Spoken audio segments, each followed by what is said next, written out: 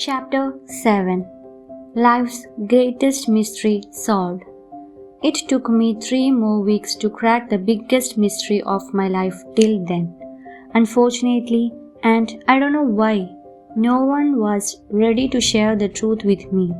I had trusted my mother when she had said that she didn't know how I was born, because she had found me in the Gurudwara one day. But I stopped believing her when, on verifying, I got a different answer from my father. He said that he too didn't know how I had arrived on this planet, as he had bought me from a shop which was far away from home. Liars, both of them. All those evasive answers had only intensified my curiosity to know the truth about my birth. On the one hand, it all appeared like a secret conspiracy to me, even though on the other I didn't quite reject the possibility that a natural calamity had, by some means, thrown me into this world. I kept thinking of this all the time, on my way to school, between classes, in my bed before falling asleep, and the very next morning with a fresh mind while squatting over the toilet. By the end of the second week, my curiosity had spiraled into an enormous question. It occupied my mind so badly that I was not able to focus on my school lessons. It was strange how it played on my mind continuously. Every time I thought about giving my brain a break by not thinking about it anymore, I found myself doing the exact opposite in the next half an hour. It was as if I was addicted to it. At one time, I thought my brain would explode, struggling over the permutation and combination that it had been doing since the past 2 weeks. I reached a stage where I had to get it out of my system. So, finally, I decided to share my question with some of my classmates. Who knew, perhaps they were going through a similar dilemma, or perhaps they had an answer. One day at recess, as we munched on the food from our tiffin boxes, I brought up the subject with a few friends who I was close to. While none of the boys had an answer to my question, a girl called Pinky had a startling insight to offer. "You have come from your mommy's stomach," she answered casually, and continued to eat her lunch. I stared at her, shocked. She knew this big secret and was acting as if knowing it was not a big deal at all. Also, it troubled me that a girl knew all about a subject which I knew nothing about, or for that matter, none of the boys did. How could a girl know about it and not a boy? The male chauvinist in me felt insulted. The other boys seemed to have no such ego problems about Pinky's claim. They were busy eating from their tiffins. They didn't seem to be affected by it all. I waited and tried to digest it all. I gulped down my prejudices and turned my thoughts to what Pinky had actually said. For some reason, I believed her theory. Perhaps it had been the confidence with which she had said it. I was feeling a little relieved, till suddenly our friend Mandeep inquisitively whipped between bites. But how did he arrive in his mommy's stomach? Now that was a smart question. Chewing with concentration, I watched Pinky intently. What was she going to say now? But she didn't say anything immediately. She paused for a bit, rolled her eyes and then turned to me and asked, "Oh yes, how did you get inside your mother's stomach?" The others caught on to the ignorance she was trying to hide. Hey, isko bhi nahi pata. Mandeep made fun of her, pointing out that even she didn't know. Hey, fake rahi thi. Hey, she was fibbing. The other boys mocked Pinky and got back to eating their lunch, satisfied in the knowledge that she didn't actually know more than any of them. The bell rang and we all got up to wash our hands. Pinky had not managed to finish her meal. While I rushed to the washroom, she merely walked, probably thinking over the debate that had just been raised. I saw her on my way back from the washroom and realized that my feelings for her had changed all of a sudden. I empathized with her. At least she offered me something which I believed in or could believe in. She was better than my parents, who always started their answers with, I don't know, because we got you from here and the crap. At last, the school ended, and then the day ended, but my query still remained. It had now only spread from one person to two people, Pinky and I. But as they say, where there is a will, there is a way, and we too discovered our way by the end of the third week. But not before Pinky and I became really good friends. She had not brushed aside my question. She too was equally interested now in solving my mystery. As I said, by the end of the third week since my birthday, I found myself very close to having this mystery solved. It was a Sunday, needless to say, one of the most enlightening Sundays of my life. This took place after Rangoli, a program on Hindi film songs that used to air on Doordarshan. Mom had given both of us, my brother and me, a head bath. Now, for us Sardar kids, Sundays used to hold a different meaning from everyone else. Besides all the fun of a holiday, Sundays for us came along with the cumbersome task of washing our long hair. It was a routine that Mom refused to let go of. She would carefully undo the buns on our heads, make us bend our heads and let the hair tumble down before rigorously applying shampoo. The most difficult part was to hold my head in that bent position over a long time. The smell of Clinic Plus shampoo dominated the bathroom on this day of the week. But the ritual of the head bath did not just end with the shampoo. After the bath, Mom would make us sit in the sun in order to dry out our hair.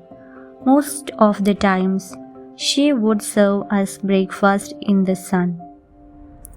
And once she was free from the chores of the kitchen, she would apply coconut oil to our hair. Then it would be again put into a bun, and another week would pass before we went through the same process.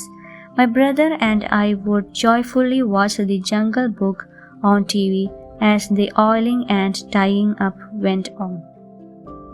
But that Sunday there was no sun outside. Also, the servant who used to sweep the Gurudwara compound every morning had arrived late. Mom was afraid that if he started cleaning the compound, the dust and dirt would get into our hair again. So she asked the two of us to come inside. Even better. We promptly plonked ourselves in front of the TV, our wet hair open and spread over the towels trapped on the chair backs, with tiny water droplets rattling down the strands of our hair, forming a little pool of shampoo-scented water on the floor. To top it off, Mom had served us a piping hot breakfast of paranthas along with curd, with salt and pepper sprinkled nicely over it. We ate like happy brothers, our legs paddling in the air, our fingers and lips smacked with curd, and at times the two of us fighting to grab the next parantha that Mom would bring in from the kitchen. This was indeed the good life. No school, no classes, only TV and playing. Right at 9 o'clock, like on every other Sunday, Mom brought in the last two paranthas for herself, along with some tea, while she readied herself to watch the most watched television show of India, Mahabharat. My brother and I prepared ourselves to sing along with the title track. It was a part of our regular Sunday routine, which drove our mother nuts, but was a lot of fun. With our eyes closed, we chorused in unison and rendered the track in our highest possible pitch. Sambhavami Yuge Yuge. Our uncalled for performance continued till that time machine guy began with the same boring introduction. Main Samay home, and that's when Mom shouted, Bas haan, chup ho jao tusi do. Enough, now stop you two. Tingu and I looked at each other and jiggled with our hands over our mouths. We whispered and made fun of the time machine chap. We used to call him HMT, after the name of the popular brand of wristwatches. I had no idea what Mom liked so much about watching those planets traveling here and there and listening to the silhouette of the time machine guy. There used to be a wheel with 4 spokes as well, much like a wheel of a chariot. It would zoom in and out. Tingu and I watched Mahabharat mainly for the battle scenes, especially because this was with charmed bows and arrows. It was fascinating for us to watch how, at times, the arrows would rain from the sky, and at other times they would change into snakes. It was a mix of sci-fi with the world of mythology. The forest scenes, too, held a lot of interest for us. We loved it when the monsters with magical powers were beaten up by the kings. The rest of Mahabharat for us was a boring wait for the Jungle Book, DuckTales and Tailspin, which were the next shows in line. That day, the episode of Mahabharat had neither any battle scene nor anything in the forest, but it turned out to be one of the most revelatory in my life. This happened when I learned about the intention of the sun god to bless Kundi, the wife of King Pandu, with a baby. Chup ho ja please, I shouted to Tinku when he insisted I go out and play with him.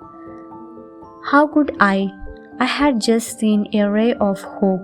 Here was my chance to find out how a baby was produced. That too live on national television. Who cared to play? I can never forget that episode. Kundi had a spherical water vessel of brass in her hand as she walked to the window of her beautifully decorated, luxurious room. She stretched her arms outside the window and gazed at that bright morning sun in the sky. She tilted the vessel and water flowed out of it to the ground. She closed her eyes and recited something, some kind of a mantra. I observed her lips but failed to decipher any part of it. Right then, something happened that was difficult to digest for me, even at that age. A man dressed in fine robes walked out of the sun. He walked down to Kundi on an invisible staircase. Surya Devda, Kundi whispered to herself. Sun god? I whispered to my brother. My eyes were glued to our black and white TV set. Mowgli kab aayega?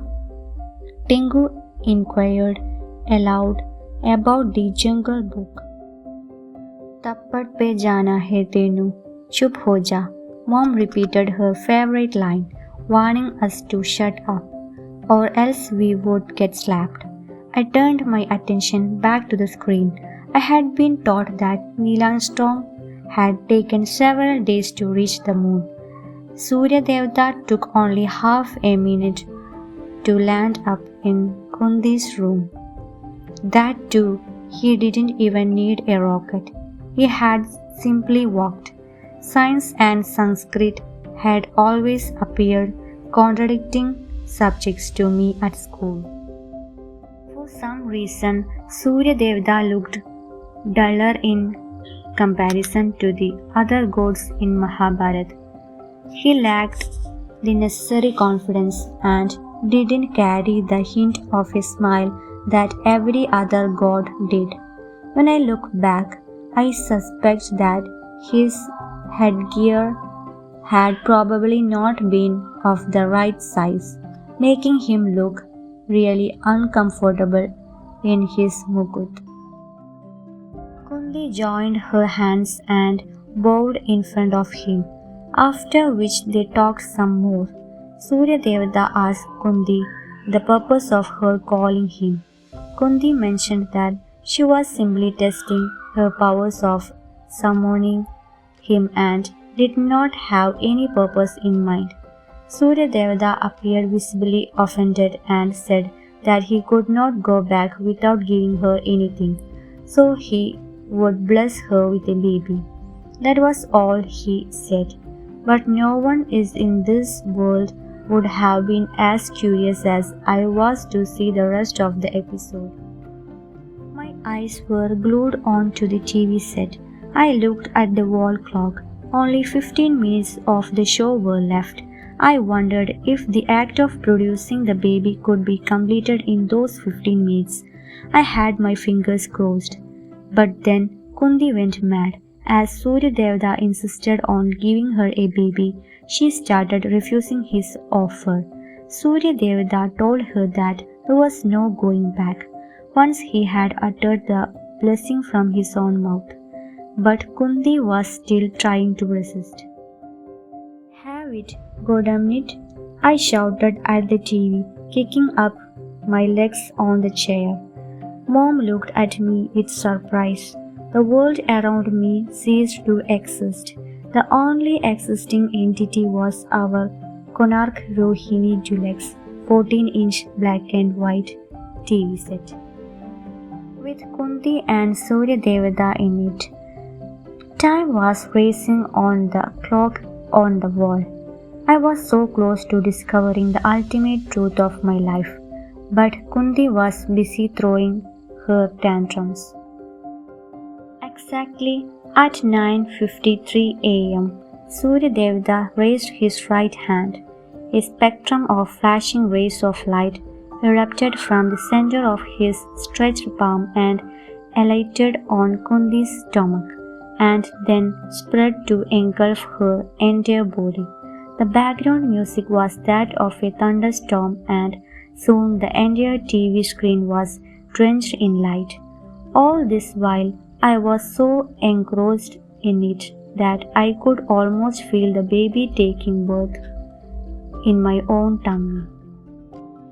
At 9:55 a.m., the rays dispersed. Surya Devda had done his job. Kunti had a baby boy in her arms. She did not look happy. I was very happy. I had seen it all. There was not any doubt left in my mind. I had seen it all, right from scratch. That was such a glorious end to my 3-week-old dilemma and the most difficult puzzle of my life. Some discoveries are worth remembering for a lifetime. Some discoveries are so close to the heart that only the discoverer can feel them and cherish them. I could empathize with my childhood hero Columbus. I felt exactly the way he might have felt after discovering America. It was indeed a very happy Sunday. In the night, after a long time, I slept peacefully. Early the next morning, I woke up feeling quite rested and energized. I felt as if I had achieved something in life. Barefoot, in my vest and shorts, and with a toothbrush in my mouth, I was roaming in our courtyard with an air of superiority. The white froth of the toothpaste was all over my mouth, and some of it had dripped onto my vest as well. Then suddenly, one of our neighbors opened her window. He knew this lady well. She came to our house often to meet my mother. When I looked at her, I wanted to wish her a good morning, but I was afraid that all the froth in my mouth would spill out. She too saw me, but didn't say anything. She was busy doing something. In the background, I heard my mother shouting at me. Often, when I brushed my teeth, I would forget to scrub all my teeth properly and go into a world of daydreaming. With the toothbrush stuck in my mouth, it was a usual thing for Mom to remind me to clean my upper teeth properly. On hearing her voice, I changed the direction of my brush from the left side of my mouth to the right, and then all of a sudden something caught my eye and my mouth fell open. The neighboring auntie had stretched her arms outside of her window. In her hands was a spherical water vessel of the same kind I had seen in Mahabharata.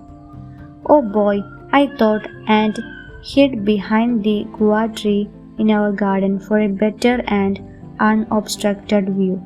The brush was frozen in my mouth. I ignored Mom's instructions. Auntie looked at the sun, mumbled something, and started pouring water to the ground. I rubbed one leg against the other to drive away the garden flies. Her eyes were closed, but her lips were moving. I tried to read that mantra she might have been reciting like Kundi, but failed to do so yet again. The peppermint flavored froth on my lips stretched into the widest smile ever. The toothbrush slipped out of the gap formed after the loss of my two front teeth. My dry eyes twinkled. I looked at the sun and I looked at her, and I looked at the sun again, waiting to see the god walk down. It would happen any time now. You don't want to go to the school or what? My mother's sharp tone broke into my reverie. She was standing right next to me. Then she began to drag me away. Mommy, Mommy, एक minute. Oh, please, एक minute, please. I begged, but it was an effort in vain. She dragged me straight away to the bathroom and warned, 5 minutes and you should be through with your bath. I hated her and wanted to tell her that I knew she had lied to me, that she knew how I had been born, but for some reason I could not do anything but stare at her eyes.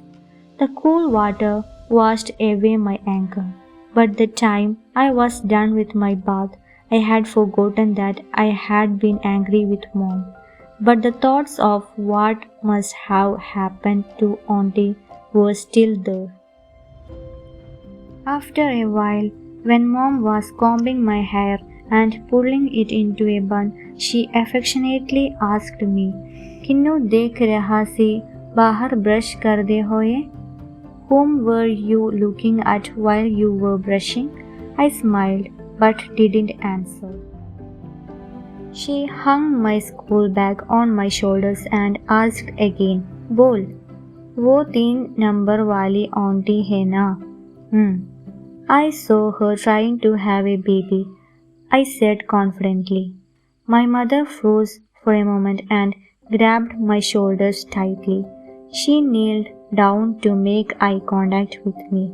There was a smile on her lips. There was confusion in between the lines of her forehead. 4 years had passed by since I had been put into school. The first 2 years went by simply in setting the context and understanding what it meant to be the first in the class. The third year involved figuring out a way to achieve that. The fourth year, and the worst of all four, just proved that the previous year's answers were all wrong. I was extremely happy that the final exams were over, and right ahead of me were the long summer vacations. But my parents were not as happy as I was, because I had failed to make them proud. They picked up my mark sheet and went through it a lot more times than I had held it in my own hands. I had scored well, but according to them, not well enough to merit a pat on my back. I had secured the 10th position in the class. We were some 30 odd students in all.